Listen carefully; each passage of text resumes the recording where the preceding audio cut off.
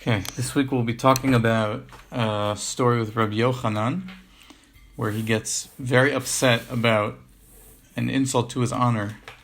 So we'll try to understand what exactly happened and why perhaps he was upset, and why it was justified, and in what situations a person should care about their honor versus be more forgiving and not too worked up about their honor being potentially insulted or forgotten. So just kind of as a background, there's a basic tension here, right? Between, on the one hand, this idea that a person should be mochel is kavod, a person shouldn't be too insistent on getting credit for himself or trying to accumulate credit for themselves, but should be humble and should allow themselves to be should not be too stubborn or too insistent on getting credit for things. That's just not a good midah in general. But the flip side of that is if you open up any daf of Gemara, so everything is recorded in the name of somebody, right? That an integral, essential part of our Misorah is that it's passed down from person to person, and that it's very important to record who said what.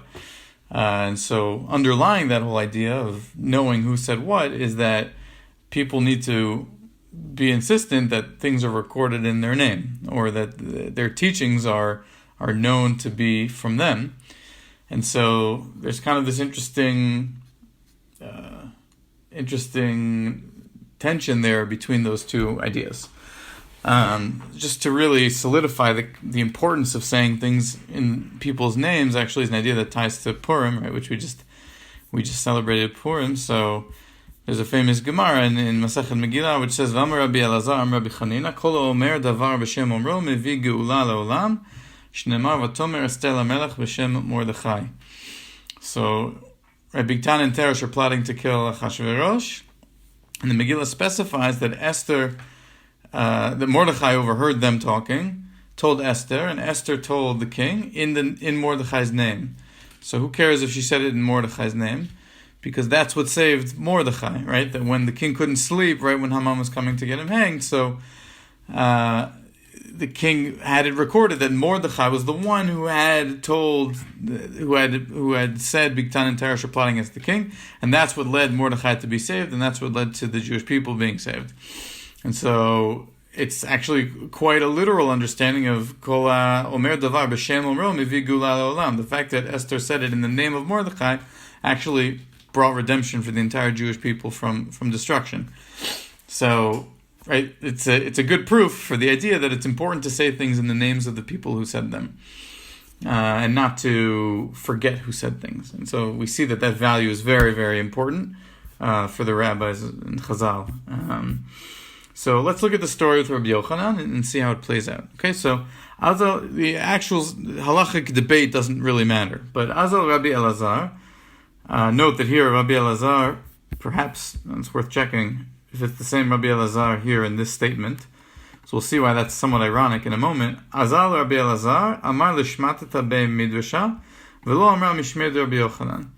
So Rabbi Elazar went and told a specific teaching, and it doesn't matter what it is, in the Beit Midrash, and he didn't say it in the name of his teacher Rabbi Yochanan. He just said the teaching stam, right, anonymously. He didn't quote his teacher. Shamar Rabbi Yochanan. What does Azal mean in this sentence? Azal is to go. He went.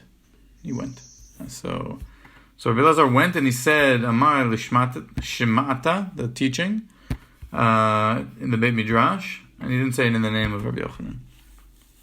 So it means to go somewhere. So Shama Rabbi Yochanan heard ikpid, and he was makpid. He got worked up about it. All the Gabei Rabbi Ami Rabbi Asi. So these two rabbis went up to him. Amrule, they said to him, Lo kach haya ma'aseh bebeit hakneset shel Tveria benagar sheyesh berasho gelustera shenechleku bo Rabbi Elazar v'Rabbi Yossi.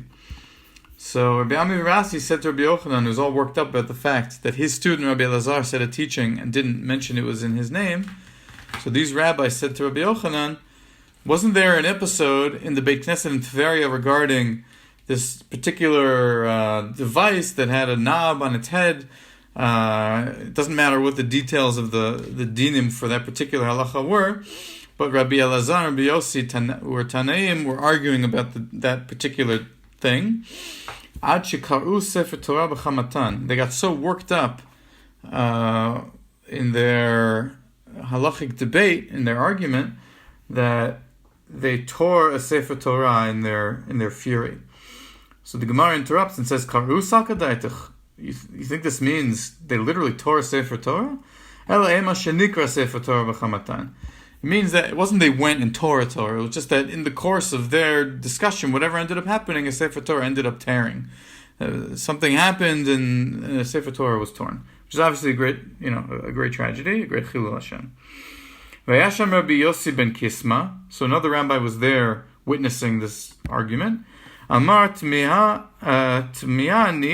im lo yeh beit knesset zu avodat kochavim v'chein haya.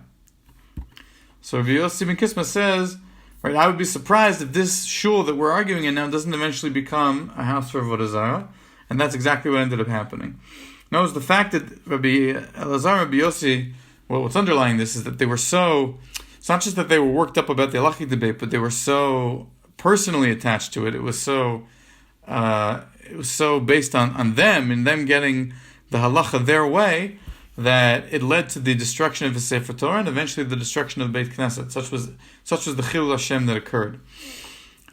So what are Rabbi Ami and Rabbi Asi essentially saying to Rabbi Yochanan? They're rebuking him, right? They're saying to him, don't get too worked up about the fact that Rabbi Elazar didn't say this teaching in your name, because when you get too personally invested in the halacha being like you or being recorded in your name, then it can lead to these terrible things, right? That of course you should be passionate about the halacha, but not let it relate to you as a person.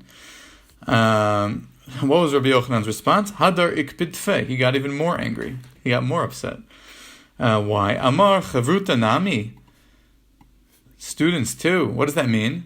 Not students, peers also. In other words, Rabbi Yochanan saying, okay, in that story, Rabbi Elazar and Rabbi Yossi were colleagues.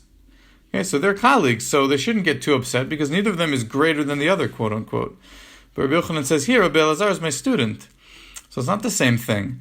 Like, of course, when colleagues are arguing, they're on the same level. So, they shouldn't get too worked up about the kavod of one versus the other. But when it comes to a student, right, Rabbi Elazar, he has an obligation to quote teachings in the name of his Rebbe, which is me. So don't rebuke me with this story. This story doesn't apply here. It just got Rabbi Yochanan more upset. Okay? Olegabe Rabbi Yaakov Ben Idi. Rabbi Yaakov Ben Idi then went to Rabbi Yochanan. Amalei said to him, it says in Sefer Yoshua, Kasher tziva Hashem et Moshe avdo, ken tziva Moshe et Yoshua, v'chein asa Yoshua, lo yisir davar mikol asher tziva Hashem et Moshe.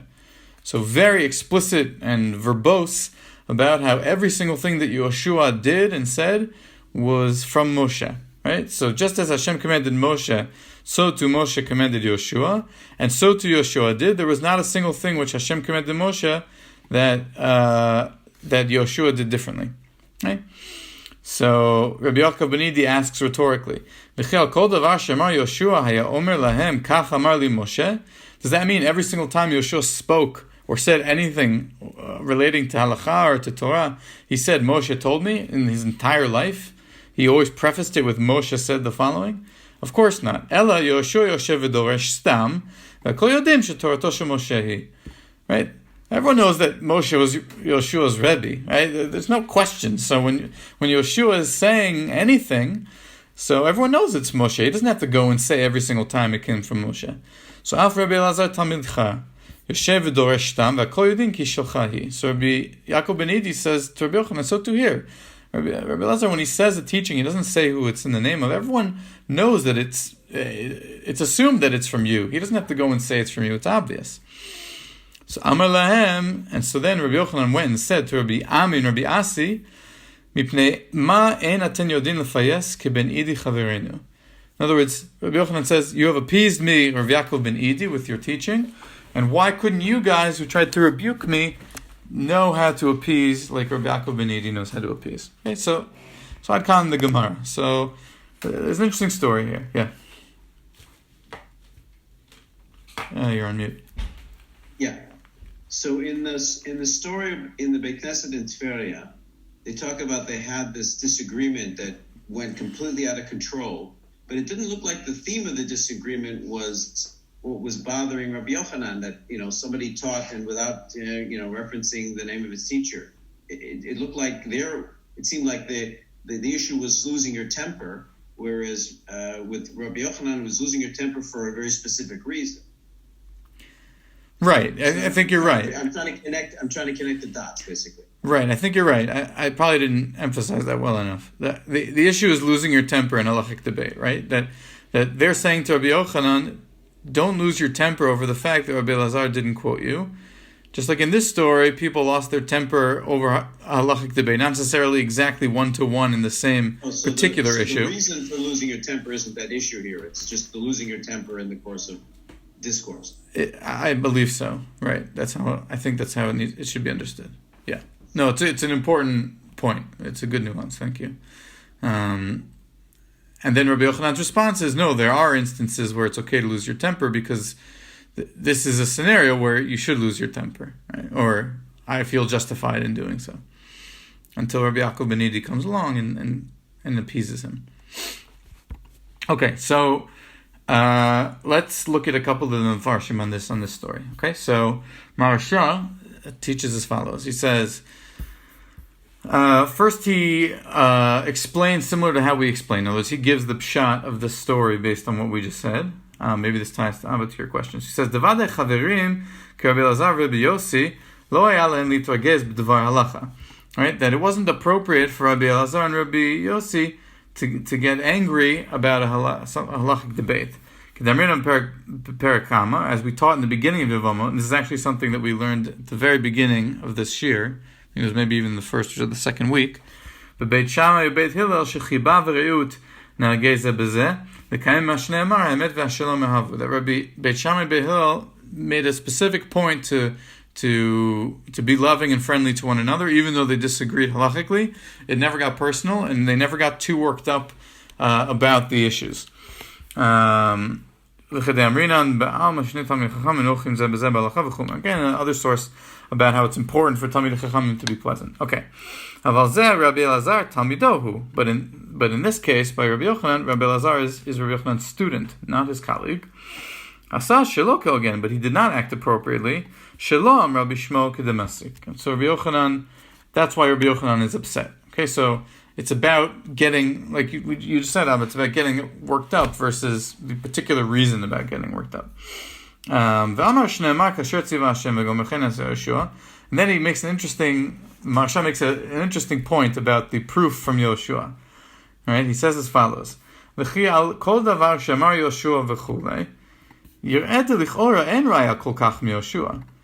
The proof of Rabbi Yaakov Ben Idi from Yoshua doesn't make that much sense at first glance. Why not?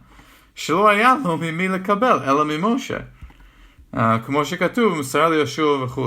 The first mission, Pirkei Avot, says, Moshe kibbel Torah miSinai u'mesara liYoshua. So you can't say Yoshua is Yoshev and Doresh, right? Yoshua is teaching Torah, everyone knows it's from Moshe. Because there's no one else for him to know it from. Because he's the second generation from the Torah's giving, and there's only one possible candidate, right? So of course it has to be Moshe. Umistama called Dvaral Mipi Moshe, and that's why it's okay to say everyone knew that it came from Moshe. He didn't have to go and say it every time he spoke something. But anyone after Yoshua, there's multiple potential teachers that a person could inherit a Masorah from. Right? It's important to say who you received the tradition from. Okay, and so that's the question, right? The Maharsha says, you can ask that question on Rabbi Yaakov Ben Idi's teaching. He says, just like Yoshua, everyone knew it was from Moshe, so too Rabbi Yochanan, you know from Rabbi Elazar. But it's not comparable, because Rabbi Elazar may have had other teachers, but Yoshua could not have other teachers. So how can you draw the comparison?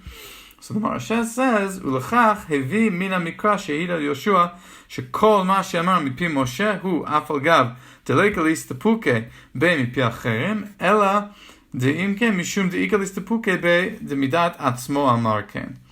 That the reason why the pasuk is so wordy here, saying, Kasher tziva Hashem et Moshe avdo, ken tziva Moshe et Yoshua, v'chen asa Yoshua, lo yisir davar mikol asher tziva Hashem et Moshe.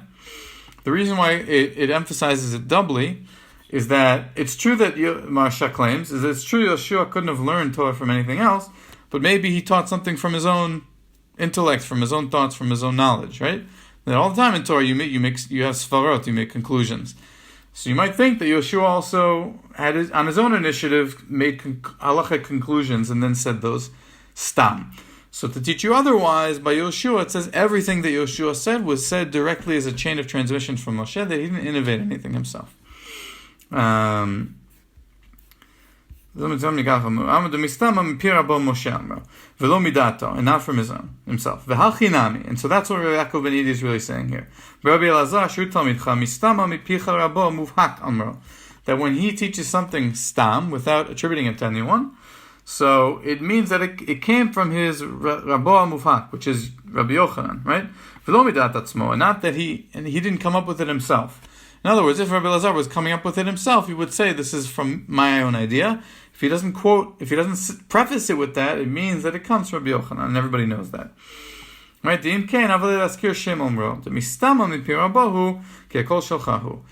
Rabbi Elazar knows that you have to say things b'shem omro. The fact that he didn't say it b'shem omro is not an insult to you. It's the fact that it means that it obviously comes from you. Because if it came from him or from another teacher, he would have said it came from me or from somebody else. Mm-hmm.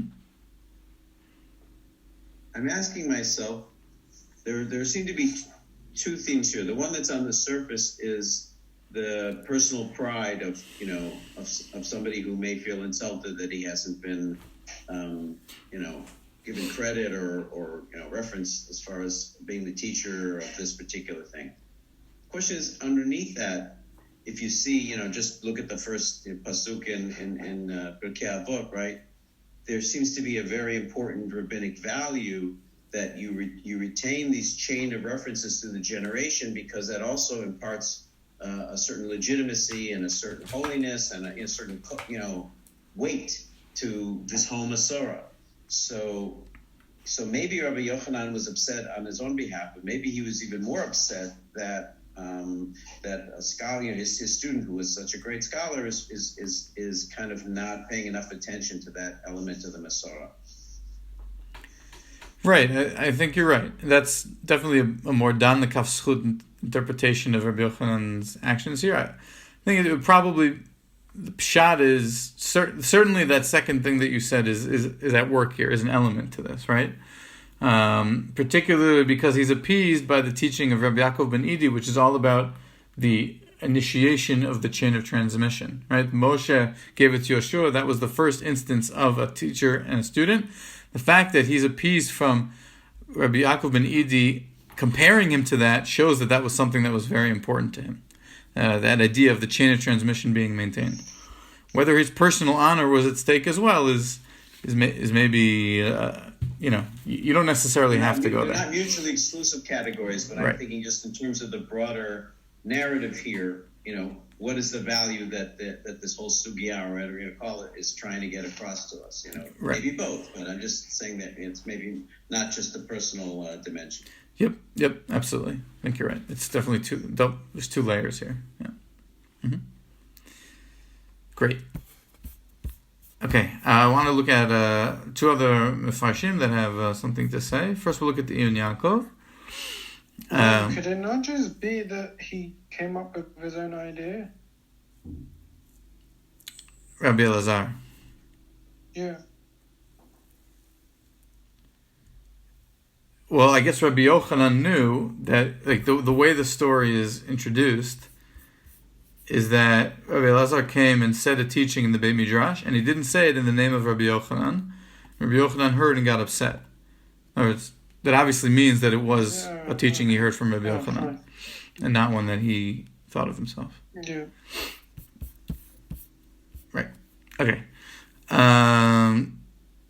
Great. So the Ibn Yaakov says, "Hadar ikpid tfei amar chavut anami. Efshar de mishum achi ikpid alehem shem amru lo derech tochacha shesh onish gadol leman de ikpid." Right. It's possible that Rabbi Yochanan got worked up and angry at Rabbi Ami and Rabbi Asi from the fact that they rebuked him with the idea that there's a great punishment in getting angry. ובוודאי זהו דווקא הרואה בחברו דבר שאינו הגון. חייב להוכיחו. כדאית בברכות דף למד ב' ובערך in דף ת' זין. Right? And in particular, it's even stronger than that, it's not only that you're supposed to rebuke a colleague who is acting inappropriately. Like, we have sources that say you have a chiyuv to do such a thing. And so the idea that when you see a friend who's doing something that's not appropriate, you have to rebuke him. So that's why Rabbi Asi should have gotten rebuked by Rabbi Yossi ben Kisma. But aval berabo en lo mar derech tochacha. But when it comes to your rabbi, right, a student does not have the right to rebuke his rabbi. K'di'ita b'sanhedrin daf pei aleph, right? Ve'inyan aviv, v'kol sheken k'vod rabo de'adif. Right, there's a teaching that a son is not allowed to rebuke a father, and even more so when it comes to a rabbi whose honor is even greater. Right, a student is not allowed to rebuke a rabbi, his rabbi. L'chein hu b'yoredei simon reish membet. Okay, l'chein ikpid alayu. This is why Rabbi Yochanan got upset. וזה שכתוב אחר כך, אם אתם יודעים לפייס כבן אידי חברינו. So then when Rabbi Yochanan says you don't know how to appease like Ben Idi, our chaver, our colleague, so אף שהיה חברו, מכל מקום לא דיבר בדרך תוכחה רק דרך פיוס. Because what Rabbi Yaakov Ben Idi did is that he got the same message across to me, but he did it in an appeasing way instead of in a rebuking way. And when it comes to students, students are not supposed to rebuke rabbis, but they're allowed to appease rabbis. In other words, the way you convey a particular message is very important, right? That's the obvious idea here. Right? You can convey it softly and package it in a way that Rabbi Yaakov Ben Idi did, or you can package it in a blunt, more aggressive way like Rabbi Ami and Rabbi Asi did. And Rabbi Yochanan is trying to teach here a message about how you're supposed to relate. It's not an objective thing. It's objective both in terms of your message and then in terms of the person who you're relaying it to. Right, okay,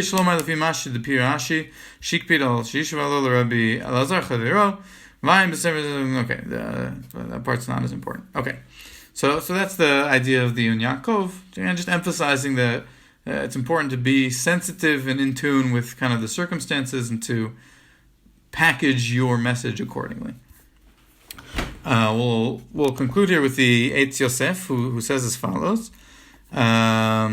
He ties this more, and maybe this relates, Abba, to what you said as well, more to Rabbi Yochanan personally, like as a person, and comes at it from a different angle. He says as follows: Ikbid, al shelo amra mishmei. Right? Why was Rabbi Yochanan so worked up? Lefid Rabbi Yochanan azil below bar. Rabbi Yochanan went around without children. He didn't have any living sons. Keda Amar, there's a teaching, Rabbi Yochanan din grama dasira bir. Which I brought the whole Gemara here, but basically, we don't have to read the whole thing. Basically, there's a story of Rabbi Yochanan. He used to carry, it says a bone. What is a bone? Rashi says maybe a tooth, but he used to kind of carry with him the bone of his 10th son who had died. In other words, he had a lot of children, and they all died. So Rabbi Yochanan didn't have any living children. That was something that he used to take with him when he went to the Shiva house. That's what this Gemara Bava Batra says, that like he would go and he would say, like, I know your pain, etc. So Rabbi Yochanan was someone who he had a 10th child, and he carried the bone of the 10th child with him. And we know v'chol mi she'eno meniach ben nikra met, and anyone who doesn't have any offspring who outlive him is considered as though he is dead. K'ma'amar Chazal, as we're taught, Yoav shelo eniach ben ne'emar bo mita. And that's also later in that same Gemara. It says Yoav ben Tzuriah, the commander of David. From various psukim, they learn he didn't leave any children. Then he was killed, and so he died. He also died, of course, but died in the sense that he didn't have any children that outlived him. Right? Okay,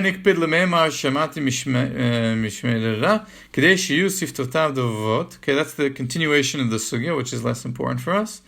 But basically, the idea being that. The rest of it is kind of based on the continuation of that particular Gemara. But perhaps what the Eitz Yosef is saying here is something different entirely, right? That The message that he's trying to impart is why was Rabbi Yochanan. So it's almost kind of going back to what we said before, where we said what Rabbi Yochanan is concerned about is these two layers. There's the Masorah aspect of it, just the importance of teachings being said over in the names of the rabbis, because that's so fundamental of value. And that's kind of the direction that the layer that the Marsha and perhaps even Yaakov were emphasizing. The Eitz Yosef, I think, is emphasizing more the other way of looking at this, which is the personal aspect.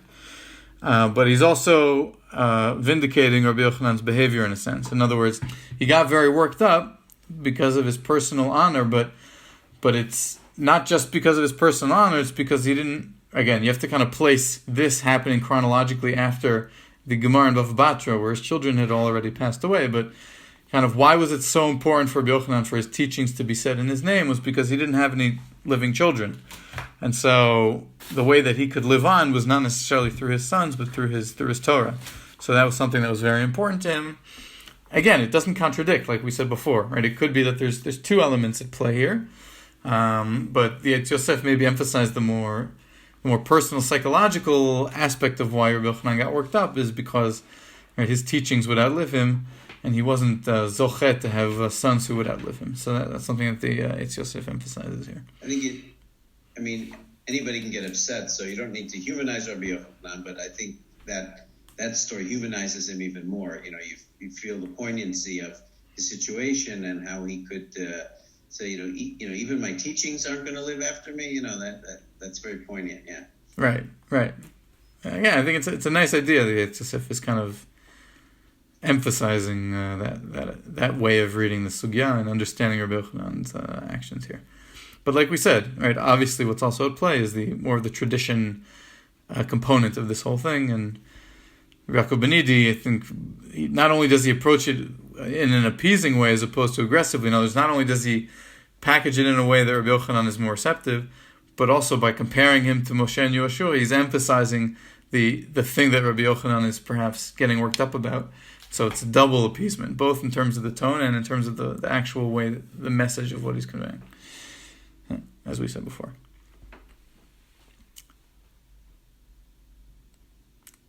Anything else? Questions, comments? All right, thank you. Shkoyach.